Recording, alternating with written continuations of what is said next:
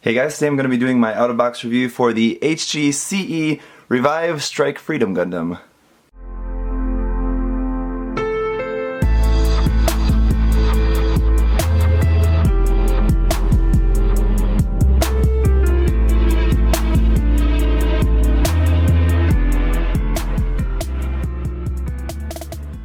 So here we've got what I guess is the last in the Revive line. It was kind of initially announced as a Revive kit.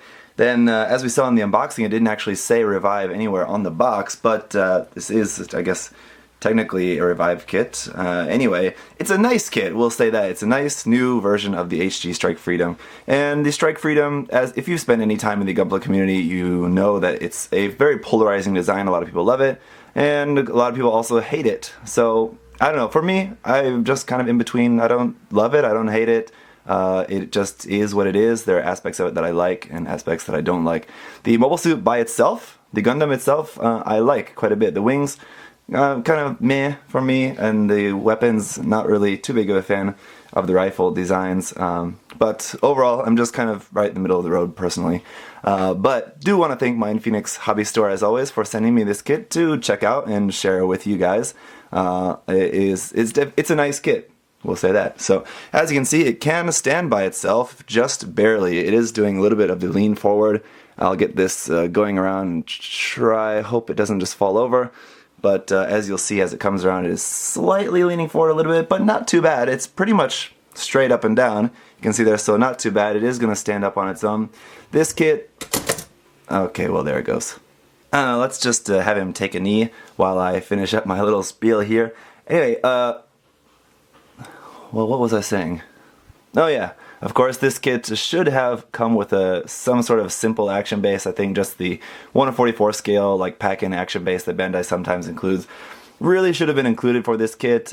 Yeah, it's possible to get it to stand on its own, but obviously pretty much anything you're going to want to do with this kit, you're going to need a stand if you want to be able to do any like really cool posing with it. So, unfortunate, but this kit was able to keep the price down pretty low on this kit, so I think that's the point of that, but still, it would have been nice if Bandai would have included a base. The other thing that is that the Dragoons, which I'll show you in a moment, do come off, and they are really quite nice, actually, but again, nothing that you can really do with those because we don't have any effects part set or anything, and so far, Bandai has still yet to announce any sort of like P-Bandai effects part set or something for this, which is kind of surprising. I really expected that. But as of yet, we haven't really got anything. So with this kit, you've got 8 nice Dragoons on there, but not really anything else to do with them. So anyway, let's get a look at some of the articulation here on this kit, as it's going to be very, very good as per all of the Revive kits. So first, just a reminder about the sticker sheet. I've used all of the stickers, and it's really not too bad. The sticker sheet for this, I feel, is okay. The one sticker I didn't use is this one that goes behind the eyes. We have a clear part for the eyes, so you can use this kind of just mirror sticker to put behind the eyes, then paint that, so then the eye part that you leave clear will have like a nice good depth to it. It'll be really shiny inside. I've just gone ahead and used just the sticker just for the eyes instead in this case. So here you can see that there. Just have black with gold there for the sticker. We have 2 small little stickers there in blue for the 2 cameras on the front of the head. On the back of the head, which, there you go, you can turn it around, there's a blue sticker there on the back of the head for that back camera as well. The head will move like any normal Gundam head, really only up to about there, so unfortunately, because of that back part of the head, it can't really go up that high, but it can go down very low down to there, so no problem with that. The shoulder joints are going to work like a lot of recent HG kits where they swing forward. Let me just kind of get some of the stuff out of the way here. That joint will swing forward on that polycap. It doesn't really swing forward all that much though, only to about there. Otherwise, the articulation for the rest of the arm is pretty standard. The ball joint is just molded onto the shoulder armor. I, again, don't really like that too much, but a lot of HGs recently have been using that.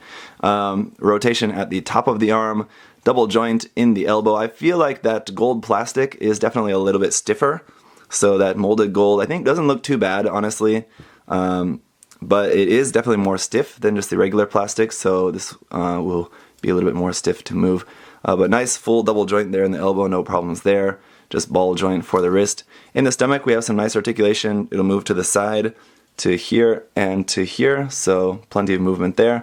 Forward and back, plenty of movement there as well. I feel I'm probably just rocking that off the polycap there pretty soon, but anyway, plenty of movement there. Rotation will be pretty good. You have these, the side skirt kind of rail cannons are actually attached onto like the bottom of the torso inside there, so when you move those side skirts, cannons will move along with that. Here you can see, later we'll show you, I guess I might as well just show you right now. When you want to mount the beam rifles onto the side skirt, you can just move those these rail cannons to the back like that. So that works really nicely. But when you want to use these, you can just fold them out like so, and that's it. Easy peasy, nothing there. I have a nice red piece there for the end, blue piece there at this end, so it's nice that those are actual pieces and not stickers. So that is much appreciated. So those work well. The front skirts are connected, but you can just snip those in the middle to separate them. So you have individually moving front skirts there. The back skirt is also moving. We'll move up like that. Not really anything too special about that, but it is fairly unique. The hip joint, as you can see, the hip joint will rock up and down. So like this, like that. Hopefully you guys can see that there. And then we'll have a rotation at the top, nice full double joint in the knee. As you can see, just did a kneeling pose. They're not really the best at a kneeling pose because you have a lot of other stuff getting in the way, but really nice articulation here in the legs, really nice thin legs, nice small thin feet. That's one thing I like about the design of this mobile suit, just the legs, very similar to the Impulse Gundam, which we recently reviewed as well. Construction of the legs is really nice. There is no seam lines to get rid of except for a little bit here on the back. This backpack's kind of getting in the way here. Here on the back of the leg, we have a little bit of a seam line there at the top and a little bit at the bottom. We can lift up this little panel here to reveal like some kind of more vent kind of thing there in the back of the leg. So that doesn't really look the greatest, I'm going to say, but that's there, and it's okay. Then as I was saying, the ankles, the toes will point down separately, so that's nice that those move on their own. Ankles side to side, not a whole lot, but enough. And then this ankle armor will move just a little bit, but not really a whole lot there either. So that's that. And then of course for the backpack, here we have gold stickers for each of these little things here on the front and back, all 4 of those. So each one of these 4 wings will move up and down, and then they can also separate like so. So you have some pretty nice articulation here with these, and those can move up and down and every which way. So not really any problem with the articulation of those. Now I do want to call special attention to the Dragoons. Let's take off one of these, because this is one of the things that I noticed before. First of all, there's no like the kind of system here where it should be like gold frame, and inside here obviously is not gold. The Dragoons here, this is all just one part, so you don't have any seam line. There is a little bit of a mold line there. You will just have to sand that or just go over it with a hobby knife. Scrape that clean and flat. But this is just all one part, so that's really nice. It just kind of makes it a little bit easier, and it feels just nice and kind of solid. Just to have that all as just one piece there, it's definitely very efficient. So overall the wings design I think is pretty good. We have nice red pieces there for the caps on the end. Inside the shoulders we have a little blue piece there. So overall I think the overall engineering and just the design of the part separation and everything going on with the kit I think is really, really nice.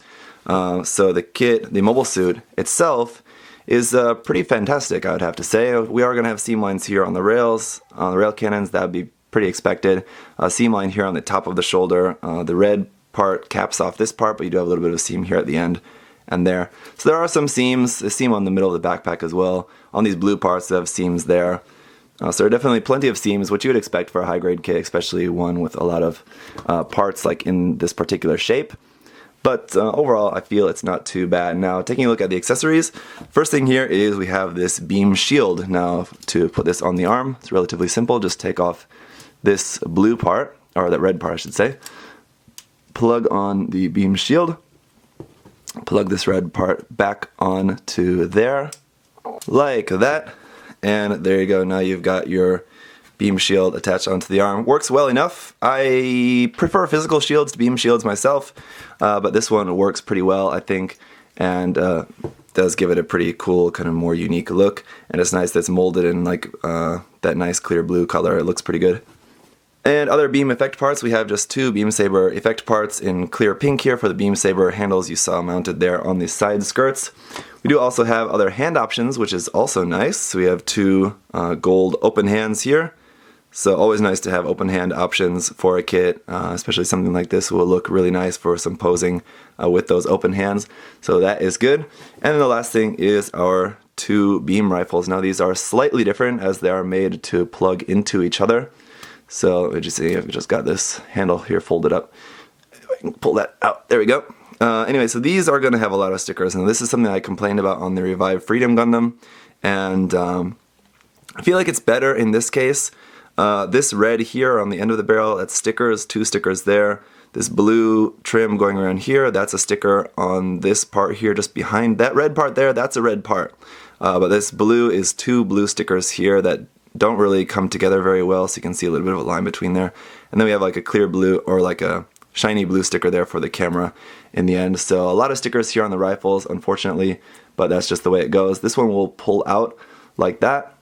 The other one, just that one turns down, and you can just feed one into the other, close that up, and then fold down this back handle. And then this piece that you folded down, you're just supposed to like fold just to the side like that. I guess actually it should look like that. And then this is our long beam rifle. I don't really care too much for this, but it's okay, kind of, I guess. Anyway, so then you can just hold that in the hand or whatever. So if you don't want to actually hold these, use them in the hand, we have these pegs here on the side. So as I mentioned before, you can attach these onto the side skirt. We just fold these rail cannons there back, just plug these onto the side like so, and that's a pretty cool mounting thing. And then you have the rail cannons there like hanging out in the back by the back skirts. So that's it for the accessories. All the accessories you would expect, all the accessories that this kit should have are included, so that's always good. So here's a look at the Strike Freedom compared with the Revive Freedom Gundam. I have to say the Strike Freedom is definitely an improvement over the Freedom Gundam in some ways. I mean, the Freedom Gundam is a nice Revive kit, I'll give it that. I was definitely kind of harsh on it in the review, but there was just some really disappointing things about it. It was just much worse in terms of the stickers. Not much worse, but worse in terms of the stickers. It doesn't really hold the shield all that well. It doesn't include open hands. It also didn't include a stand, but neither does the Strike Freedom, so neither of them have that going for them. But anyway, if you had to choose between the two, I would definitely recommend the Strike Freedom. Even if you're not really a big fan of that gold, that molded gold, of course you can always paint that. As I said, that molded gold as it is a little bit tight though, so once you paint that, it's going to get pretty tight, I feel like.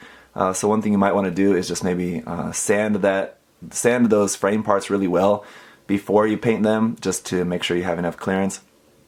Anyway, pretty cool kits, and I mean they look good together. That's for sure, and it's definitely to see them both together. You can see like all the similarities, and they're both really excellent for posing and really nice details and all of that. But yeah, between the two, I'd say the Strike Freedom is the better one. Alright, now here is where I'll get into some of the negatives that I'm experiencing with this kit, and that is unfortunately with the weapons. So one thing I forgot to mention before, the beam saber handles can plug into each other to make a double-ended beam saber like this, like you can see here. And here I've also got the beam rifles plugged into each other as well. The first thing about the beam rifle is the fact that that handle folds forward, and that beam rifle, when you have the second one attached onto the front of there, it makes it very long out the front, so that means it's very heavy, like front heavy rifle. And when you have a rifle handle that folds the way that it does, that means that whole rifle is going to sink down in the hand. So I've got it set to the side here so it won't do that as much, but hopefully you can get what I mean. Like this whole part will just like bend down. It'll just fold there at the handle, so that's unfortunate. Also, the beam sabers the beam rifles don't stick together that well. There is a little bit of a click if you push them together all the way, but it's still not really the most solid connection. I do feel like those definitely will just fall apart if I just left this like this for a while. Other thing with the double-ended beam saber handle, there's no peg system, unfortunately, for plugging that into the hand. The hand holds it okay. But again, it can be a little bit loose depending on your pose. There, you will see there are little peg holes there in the handles of the beam saber handles. but those are for plugging the handles onto the side skirts. They're not for plugging it into the hand. So unfortunately the weapons are a little bit unstable. It's nothing really that can't be fixed with a little bit of glue or even just when you paint it. All that stuff will probably be stiffened up. But just out of the box here, a lot of that stuff is kind of loose and just a little bit kind of frustrating to work with to get it to pose in some sort of pose like this. So yeah, it was a real struggle to try to get it into this pose, as poor as it may be. So just to wrap this review up, overall it's a good solid kit. I think there is some really nice aspects of this kit. There is some aspects that are not great but totally expected for an HG kit. There are some stickers, there are some seam lines, that shouldn't be all that surprising. Overall, I think the engineering and the part separation and all of that, like I said before, is really actually quite good. So would I recommend this kit? Yes, of course, definitely. If you're a fan of the Strike Freedom, I think this is probably the best version that we have of it in 1/144 scale. Of course, it's going to be a little bit different from the RG. If the RG is more to your taste, then that's probably going to be better, but this is definitely better than the previous high grade and I think there was a really old non-grade one as well, and there may even be a first grade. I don't even know or remember, but I would say this is definitely the best version 1/144 scale, either this or the RG, depending on which one is more appealing to you. So anyway, thank you guys so much for watching. If you do have any other questions or comments about this kit, you can leave those down below. Yeah, it's just unfortunate that you can't do anything with the Dragoons. That's kind of like a big thing of the Strike Freedom, and as they are now, it's not really a whole lot that they're doing except just chilling there on the wings. So I don't know, I guess we'll have to maybe make some effect parts, possibly. I am still planning on doing that tutorial of just making some effect parts like that sometime. Just give me some time, as that is just going to take me a little while. So thanks for your patience on that. In the meantime, I'll see you guys later. Bye bye.